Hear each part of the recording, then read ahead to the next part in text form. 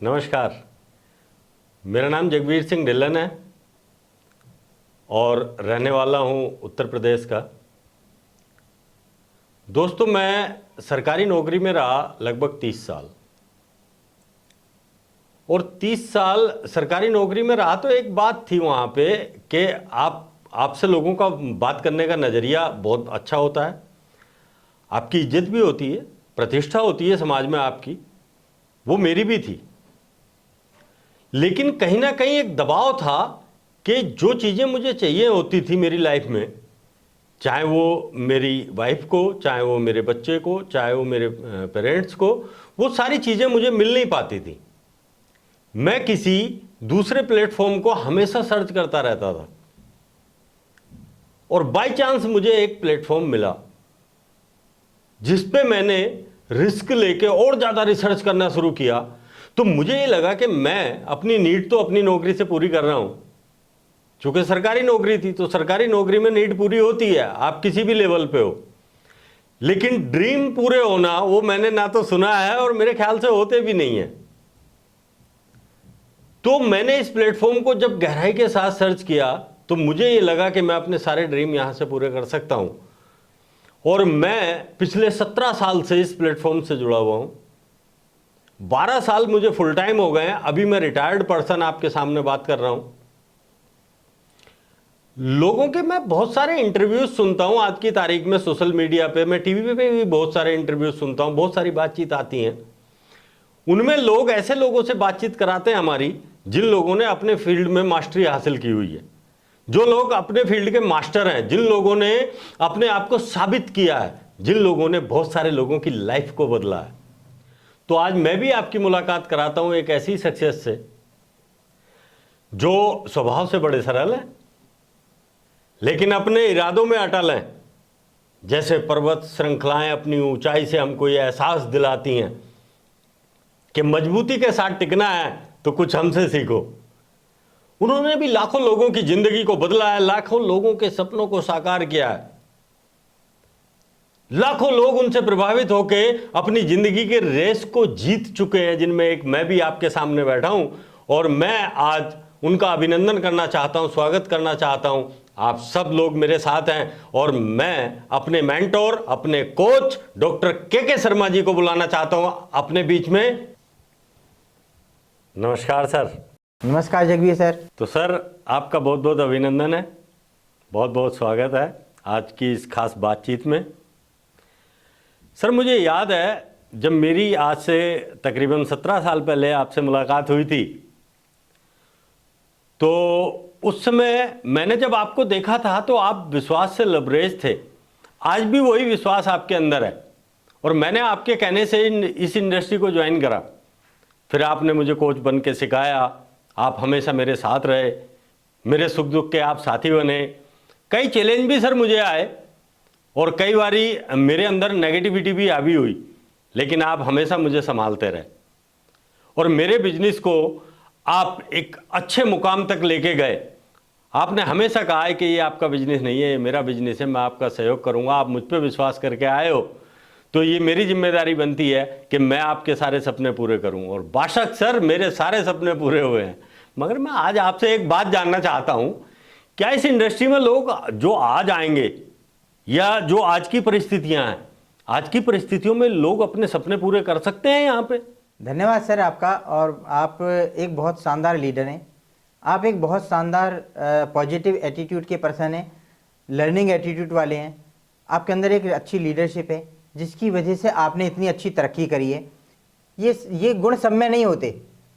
और जहाँ तक बात है आज जो आपने क्वेश्चन किया है, अभी आज भी इंडस्ट्री उतनी ही कारगर है जितनी कि आज से 17 वर्ष पहले जब आपने ज्वाइन करा था तब थी, या जब मैंने 19 वर्ष पहले ज्वाइन करा था तब जितनी कारगर थी उतनी ही आज भी कारगर है। और मैं तो ये कहूँगा कि आज के समय में और ज़्यादा आसान हो गया है इस बिज़नेस को करना, क्योंकि लोग प्रोफेशनली कर रहे हैं इसे। अब से पहले गवर्नमेंट ऑफ इंडिया की तरफ से कोई रूल्स रेगुलेशंस नहीं थे, लेकिन अब नेटवर्क मार्केटिंग के प्रति भी गवर्नमेंट ऑफ इंडिया की तरफ से कानून बन चुका है, और इसीलिए आज ज़्यादा आसान हो गया है। क्योंकि अब जब कोई भी काम करेगा तो वो बड़े प्रोफेशनल तरीके से करेगा। किसी भी इंडस्ट्री को ग्रो करने के लिए सबसे ज़्यादा ज़रूरत होती है उसके रॉ मटेरियल की। और नेटवर्क मार्केटिंग इंडस्ट्री का रॉ मटेरियल क्या है? लोग, यानी कि पॉपुलेशन। मैं कुछ आंकड़े बताता हूँ आपको। चाइना 150 करोड़ की पॉपुलेशन है, लेकिन उसका अगर नेटवर्क मार्केटिंग का टर्नओवर आप देखोगे तो 3.25 लाख करोड़ का है। हम 140 करोड़ हैं। 140 करोड़ की पॉपुलेशन में हम मात्र 15,000 करोड़ की टर्नओवर कर रहे हैं। अगर मैं बात करूं यूएसए की, तो वहां पर 35 करोड़ की पॉपुलेशन है, और 35 करोड़ की पॉपुलेशन में लगभग 3 लाख करोड़ की टर्नओवर वहां पर भी है। आपको अंदाजा लग रहा है इससे? इसका मतलब ये है कि ऐसा हिंदुस्तान में क्यों है कि इतनी कम टर्नओवर है नेटवर्क मार्केटिंग की? इसलिए क्योंकि यहाँ पर अभी रूल्स रेगुलेशन अब तक नहीं थे, जबकि पूरे जितने भी डेवलप्ड कंट्री हैं वहाँ पर आज से 20-30 साल पहले वहाँ की गवर्नमेंट के हिसाब से रूल्स रेगुलेशंस बन चुके थे। तो जगवीर जी, आप जानते हैं कि हिंदुस्तान का, इसी से आप अंदाज़ा लगा सकते हैं कि यहाँ पर कितना स्कोप है। बहुत अच्छा स्कोप है इंडिया में अभी, क्योंकि गवर्नमेंट ऑफ इंडिया ने अब कानून बनाया है इसके प्रति। अभी दिसंबर में हमारे यहाँ कानून बना है। अब हम यहाँ पर बहुत अच्छे तरीके से प्रोफेशनली इसको ग्रो कर रहे हैं। आप देखना अगले 5 साल के अंदर अंदर कितनी बड़ी यहाँ पर ग्रोथ आने वाली है। अब तो सही समय आया है इस इंडस्ट्री का, अभी तो यहाँ पर ग्रो होनी है ये। अब लोग बहुत अच्छे तरीके से डिग्रियाँ ले रहे हैं इसकी। आपको पता है यूनिवर्सिटीज़ में ये एक विषय के रूप में पढ़ाया जाने लगा है। अगर इसको अच्छे से समझा जाए, इसको अच्छे से करा जाए। आज भी बहुत सारे यूथ जो इस समय बड़ी अच्छी अच्छी डिग्रियां ले रहे हैं, बहुत अच्छे अच्छे प्रोफेशनल कोर्स कर रहे हैं, लेकिन उनको एक सही प्लेटफॉर्म नहीं मिल पाता। ये एक ऐसा माध्यम है जिसकी वजह से अनलिमिटेड ऊंचाइयों तक जाया जा सकता है और यहाँ पर बहुत अच्छी ग्रोथ ली जा सकती है।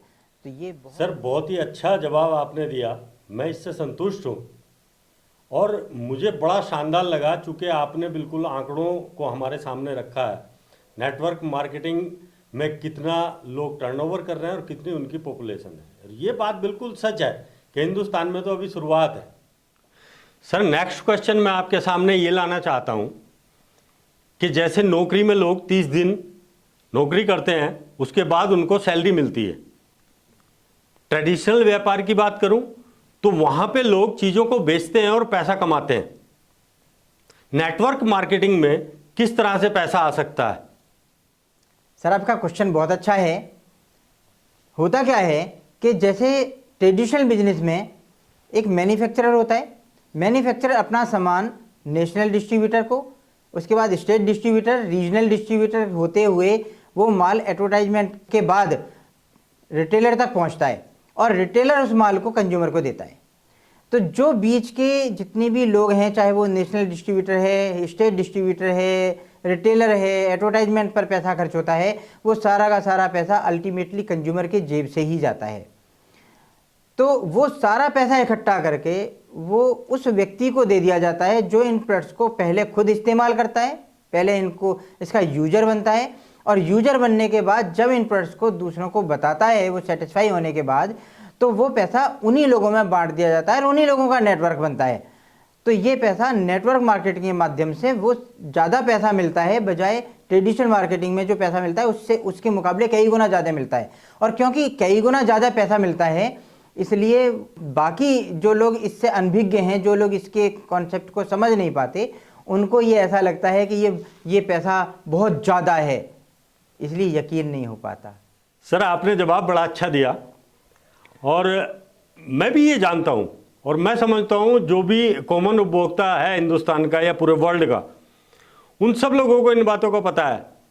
कई बारी 10-10 रुपए का कोई भी प्रोडक्ट अगर होता है तो वो हमारे हाथ में 100-100 रुपए में आता है, और बीच का जो पैसा है, जैसा आपने बोला कि मैन्युफैक्चरर है, नेशनल डिस्ट्रीब्यूटर है, रीजनल डिस्ट्रीब्यूटर है, होलसेलर है, रिटेलर है, और यहाँ तक के अभी मैं इसमें जो आपने ऐड के बारे में बात की थी, मैं बहुत सारी ऐसी चीज़ों को जानता हूँ। अभी लोग बोलते हैं इस बारे में, जो भी ऐड होते हैं वो बड़े बड़े स्टार लोग करते हैं, और एक बहुत बड़ा हिस्सा उस प्रोडक्ट की लागत में जोड़ दिया जाता है, जो कंज्यूमर तक पहुंचती है लागत, और उन लोगों से उस प्रोडक्ट को ना तो वो यूज करते हैं ना उनका कोई सरोकार होता है। इस बात को जनरल व्यक्ति जानता है। अब मेरा अगला जो क्वेश्चन है सर आपसे, वो ये है, जैसे सभी लोगों को ये पता है कि अगर आप ट्रेडिशनल मार्केट में जाते हो या ट्रेडिशनल बिजनेस की असल में मैं बात कर रहा हूँ यहाँ पे, अगर आप ट्रेडिशनल बिजनेस में जाते हो तो आपको इन्वेस्टमेंट करना पड़ता है।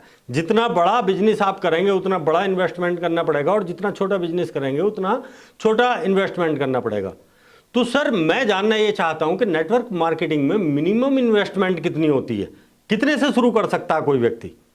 सर आपने बिल्कुल ठीक कहा है, क्योंकि इन्वेस्टमेंट के आधार पर बिजनेस को छोटा या बड़ा समझा जाता है। जब कोई छोटा से छोटा बिजनेस भी हम शुरू करते हैं, जैसे कुछ लोग फल विक्रेता होते हैं, कुछ लोग सब्जी विक्रेता होते हैं, वो भी लगभग 10-20 हज़ार रुपये से तो स्टार्टिंग करते ही हैं। अगर थोड़ी और इन्वेस्टमेंट करते हैं तो दुकान खोल करके बैठ जाते हैं, जैसे कि कुछ लोग कपड़े की दुकान, जूते की दुकान, परचूने की दुकान, इस तरह की दुकानें करते हैं। या और बड़ी इन्वेस्टमेंट जो लोग करते हैं, वो लोग कोई फ्रेंचाइजी लेते हैं या कोई बड़ा शोरूम खोलते हैं, कोई बड़ी फैक्ट्री लगाते हैं। लेकिन उन लोगों की जो लाइफस्टाइल होती है वो बहुत अच्छी होती है, वो इन्वेस्टमेंट के आधार पर होती है। अगर मैं आज अपनी बात करूं तो जो इनकम मैं आज ले रहा हूं, जो लाइफस्टाइल जी रहा हूं, उस इनकम को, उस लाइफस्टाइल को जीने के लिए अगर मैं अपनी डॉक्टरी प्रोफेशन में होता तो बहुत बड़ी इन्वेस्टमेंट करके मुझे कोई हॉस्पिटल खोलना पड़ता। नेटवर्क मार्केटिंग की खूबी ये होती है, कम इन्वेस्टमेंट में ज़्यादा इनकम करी जा सकती है, राइट। और आपको तो पता ही है, आप और मैं कितने सारे देशों में गए हैं, अनेकों देशों की यात्राएं हम लोगों ने साथ साथ करी हैं, मेरी फैमिली, आपकी फैमिली साथ साथ रही है। तो नेटवर्क मार्केटिंग की खूबी ये है कि यहाँ पर कम से कम इन्वेस्टमेंट में कॉर्पोरेट लाइफ जी सकते हैं। जी बिल्कुल, आपने ठीक बोला। और जो आपने दूसरी कंट्रीज में घूमने की बात की है, मैं और मेरी फैमिली आपके साथ थे, और ये बात बहुत अच्छी बोली आपने कि नेटवर्क मार्केटिंग में कम से कम इन्वेस्ट करके लोग यहाँ पे बहुत अच्छी लाइफ को जी सकते हैं। ये मेरा अनुभव भी है सर। मेरा अगला क्वेश्चन सर आपसे ये है, नेटवर्क मार्केटिंग इंडस्ट्री बहुत अच्छी इंडस्ट्री है, मगर लोग इस इंडस्ट्री के प्रति नेगेटिव क्यों होते हैं? आपने बिल्कुल ठीक कहा सर कि यहाँ नेगेटिविटी है। कारण क्या है नेगेटिविटी का? कारण यह है कि यहाँ पर 50 साल की इनकम को भी 5 वर्ष में करा जा सकता है, लेकिन लोगों को ये बात समझ में नहीं आती। क्यों? क्योंकि लोगों को ये समझ में आता है कि 50 साल की इनकम 5 साल में करी जा सकती है, लेकिन 50 साल वाली मेहनत भी इसी 5 साल में करनी होती है। और क्योंकि वो मेहनत नहीं कर पाते, इसकी वजह से उन्हें वो अचीवमेंट नहीं मिल पाती, और जब वो अचीवमेंट नहीं मिलती तो उसकी वजह से लोग नेगेटिव होते हैं। सर दूसरा कारण, कुछ कंपनियां गलत नीयत से आती हैं और वो अपने टारगेट पूरे करती हैं, लोगों का यूज करती हैं, उनके पैसों से, सपनों से खिलवाड़ करती हैं और रातों रात गायब हो जाती हैं। तीसरा कारण, कंपनी एथिकल होती हैं, कंपनी सही होती हैं, सब कुछ ठीक ठाक होता है, लेकिन कुछ लोग गलत आ जाते हैं। वो अपने कच्चे लालच में दूसरों का यूज करते हैं, उनके पैसों से, उनके सपनों से खिलवाड़ करते हैं। जो लोग नुकसान उठाते हैं वो मार्केट में नेगेटिव टॉक करते हैं, नेगेटिव बातें करते हैं। आप बिल्कुल सही कह रहे हैं सर। मैंने भी पिछले 17 सालों में ये कई बारी देखा है। बहुत सारी कंपनीज ऐसी आ जाती हैं जिनके पास असल में कोई प्रोडक्ट नहीं होता, ना उनका अपना कोई प्लान होता है। वो बस आते हैं, हवा हवाई बात करते हैं, और कुछ ऐसे लोगों को जो शॉर्टकट से पैसा कमाना चाहते हैं उन लोगों को वो प्रभावित करती हैं, और अपने प्रभाव में लेके वो जनरल लोगों का बहुत सारा नुकसान करा देती हैं। इसी से लोगों में नेगेटिविटी आती है। सर मेरा अगला क्वेश्चन आपसे ये है, अगर गलत कंपनियां हैं, गलत लोग हैं, और मैं ये समझता हूँ जहाँ पे अच्छे लोग होते हैं गलत भी होते हैं, आपने भी जैसा बोला, दिन है तो रात भी होगी, लाभ है तो हानि भी होगी, ये बात तो बिल्कुल सच है। अगर इस इंडस्ट्री में लोगों को कामयाब होना है या वो कामयाब होना चाहते हैं और एक अच्छी कंपनी के साथ शुरुआत करना चाहते हैं, तो वो किस तरह से एक अच्छी कंपनी का चुनाव करें? सर किसी अच्छी कंपनी को समझने के लिए कुछ पैरामीटर्स हैं। उन पैरामीटर्स पर हमें देखना चाहिए कि वो कंपनी कितनी जेन्युइन है। इसमें सबसे पहले हमें देखना चाहिए कंपनी की प्रोफाइल, और कंपनी की प्रोफाइल में ये देखना चाहिए कि वो कंपनी कितनी पुरानी है। आपको पता है मैक्सिमम बिजनेस पहले 5 वर्ष में बंद हो जाते हैं, तो क्या वो कहीं स्ट्रगलिंग पीरियड में तो नहीं है? अगर वो स्ट्रगलिंग पीरियड में हुई तो हम अपना भविष्य कैसे दांव पर लगा सकते हैं? दूसरी बात, ज़्यादातर कंपनी के मालिक खुद कर्जे में चल रहे होते हैं, कंपनियों को कर्जे में रखते हैं, और हम उस कंपनी में जाकर के अपना फ्यूचर बनाने की सोच रहे होते हैं। तीसरी बात, ज़्यादातर कंपनियों के ऑफिस होते ही नहीं हैं, कंपनी हवा में चल रही होती हैं, और जब कंपनी हवा में चल रही है तो हम उसके साथ अपना फ्यूचर कैसे बना सकते हैं? एक और इम्पॉर्टेंट बात, आपने अक्सर देखा होगा 4-5 लोग मिलकर के एक कंपनी बना देते हैं। आप एक बात महसूस करो, एक परिवार के 4-5 लोग भाई भाई आपस में जिनका ब्लड रिलेशन होता है, एक घर के व्यक्ति होते हैं, उनके विचार भी नहीं मिलते, तो क्या अलग अलग बैकग्राउंड से आए हुए लोग, अलग अलग प्रोफेशन से आए हुए लोग, उनके विचार एक जैसे हो सकते हैं? जब उनमें आपस में झगड़े होते हैं तो जो उस कंपनी में अपना फ्यूचर बनाने के लिए गए थे, जो लोग जिन्होंने डिसीजन लिया था कि हमारा फ्यूचर बहुत अच्छा होगा, क्या उनका फ्यूचर वहाँ पर अच्छा होगा? सोच करके देखिए। इसका मतलब ये है कि हमें किन बातों पर ध्यान देना चाहिए? हमें ध्यान देना चाहिए कि कंपनी का मालिक कैसा है, हमें ध्यान देना चाहिए कि कंपनी का बैकग्राउंड कैसा है, वो कर्ज मुक्त है कि नहीं है, वो कितनी पुरानी है, कितने देशों में है, कहाँ काम कर रही है, इन सारे पैरामीटर्स को देखना चाहिए, पहली बात। दूसरी बात, प्रोडक्ट कैसे प्रोडक्ट हैं, क्योंकि अगर किसी कंपनी के प्रोडक्ट अच्छे हैं तो वो बिजनेस बहुत अच्छे से चलेगा। प्रोडक्ट रिसर्च ओरिएंटेड होनी चाहिए, रिजल्ट ओरिएंटेड होनी चाहिए, आज के समय के अनुरूप होने चाहिए, 100% लोगों की ज़रूरत वाले प्रोडक्ट्स होने चाहिए।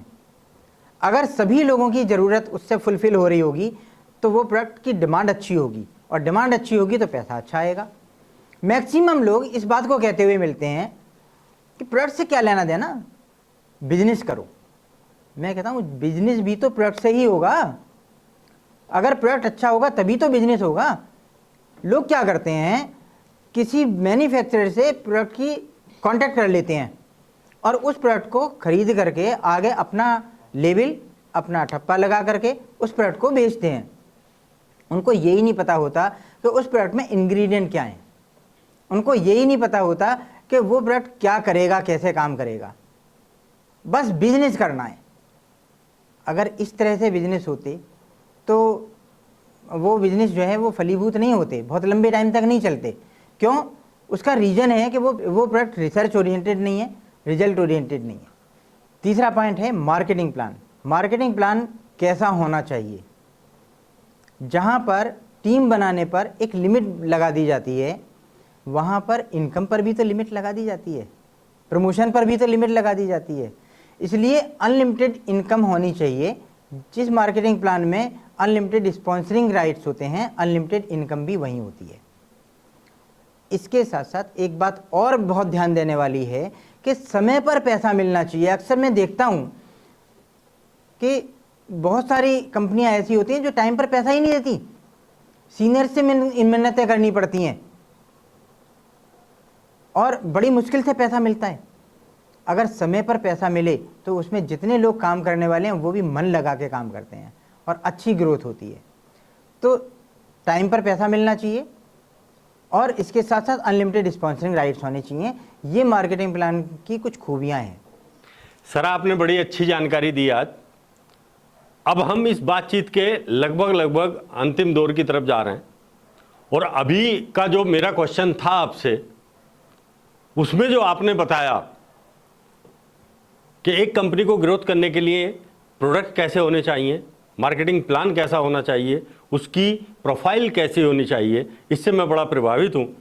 और सर, मैं पिछले लगभग 17 सालों से ये देख रहा हूँ, ये मेरा अपना अनुभव है कि बहुत सारी कंपनियां अपनी प्रोफाइल, प्रोडक्ट्स और मार्केटिंग प्लान की बात ही नहीं करती हैं, तो वो गायब भी हो जाती हैं बहुत जल्दी, जैसा आपने बोला भी था कि 5 साल के बाद गायब हो जाती हैं। सर, मैं बस आपसे एक बात और पूछना चाहता हूं कि हम जब भी कोई नया काम करते हैं तो उसको सीखना पड़ता है। कई बार सीखने के लिए हमें एक अमाउंट भी खर्च करना पड़ता है, कई जगह पे बहुत सारा पैसा जाता है सिखाने के लिए। क्या नेटवर्क मार्केटिंग में कोई सिखाने का सिस्टम है? और नेटवर्क मार्केटिंग में कामयाब होने के लिए किसी भी व्यक्ति को कितना पढ़ा लिखा होना जरूरी है? सर, ये बात आपने बिल्कुल ठीक बोली है कि कोई भी नया काम शुरू करते हैं तो उसके लिए हमें सीखना होता है। जब तक किसी नए काम को हम सीखते नहीं तब तक उसको कर नहीं पाते। मैंने भी सीखा था, आपने भी सीखा था, और तभी हम इसमें एक अच्छा मुकाम हासिल कर पाए। यहाँ पर अच्छी बात क्या है कि आपने अभी जैसा बोला कि कई बार बहुत ज़्यादा पैसा खर्च करना पड़ता है, लेकिन यहाँ पर कोई पैसा खर्च करने की आवश्यकता नहीं है। आपको भी पता है कि यहाँ पर बिल्कुल फ्री ऑफ कॉस्ट बहुत अच्छी जानकारी दी जाती है, बहुत अच्छी नॉलेज दी जाती है। इस काम को आगे बढ़ाएं, कैसे आगे बढ़ें, कैसे तरक्की करें, सब कुछ सिखाया जाता है। और भी अच्छी बात यह है कि कदम कदम पर हमें एजुकेशन के साथ साथ सपोर्ट भी मिलता है, सहयोग मिलता है। हमें बताया जाता है कि हम कैसे आगे बढ़ें, कैसे तरक्की करें, क्योंकि सबसे इम्पॉर्टेंट होते हैं अनुभव। कभी कभी आंखों देखी बात भी झूठी हो सकती है, कभी किसी की कही हुई बात गलत हो सकती है, लेकिन जो बात अनुभव में आती है वो कभी गलत नहीं होती। यहाँ पर अनुभव बताए जाते हैं, जैसे कि हम लोग अपने अनुभव लोगों को बता सकते हैं। मुझे 19 साल का अनुभव है, आपको 17 साल का अनुभव है, हमारे अनुभव से लोग फ़ायदा उठा सकते हैं। एक बहुत अच्छी बात यह है कि नेटवर्क मार्केटिंग में कोई किसी तरह का भेदभाव नहीं होता, ना ही किसी तरह की कोई बाउंडेशन होती है। जैसे कोई जेंडर की बाउंडेशन नहीं होती, कोई एरिया की बाउंडेशन नहीं होती, कोई एजुकेशन की बाउंडेशन नहीं होती। कोई कम पढ़ा लिखा है वो भी इस काम को कर सकता है, कोई मध्यम दर्जे पढ़ा लिखा है वो भी इस काम को कर सकता है, और कोई हाईली क्वालिफाइड है, प्रोफेशनल डिग्रियां ले रखी हैं, वो लोग भी इस काम को बहुत अच्छे से कर सकते हैं। तो इस काम को कोई भी कर सकता है और कितना ही भी आगे बढ़ा जा सकता है। इस काम में कोई लिमिट नहीं है। एक लर्निंग एटीट्यूड अपनाना जरूरी है, सीखने का नज़रिया रखना जरूरी है, क्योंकि जब तक हम सीखते रहेंगे तब तक हम तरक्की करते रहेंगे। सर, आज की बातचीत के लिए आपका बहुत बहुत धन्यवाद, बहुत आभार। बहुत कुछ आपसे आज सीखने को मिला, मैंने भी बहुत कुछ सीखा। और मैं बात करना चाहता हूं उन लोगों की जो हमारे साथी आज पहली बार इस वीडियो को देख रहे हैं, इस बातचीत को सुन रहे हैं, या जो लोग रिसर्च मोड पे हैं, जो लोग अपने करियर में ऊंचाई लाना चाहते हैं और किसी भी अच्छी अपॉर्चुनिटी की वो तलाश में है, उनको बहुत सारे क्वेश्चंस का आंसर आज मिला होगा।